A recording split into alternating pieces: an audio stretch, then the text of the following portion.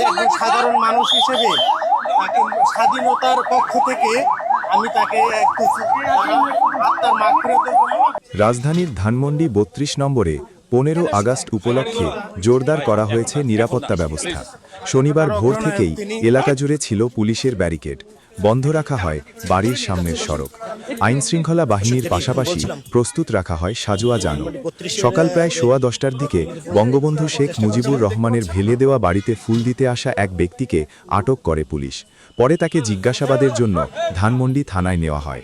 ধানমন্ডি থানার ভারপ্রাপ্ত কর্মকর্তা জানান, আটক ব্যক্তির নাম অর্ণব দাস।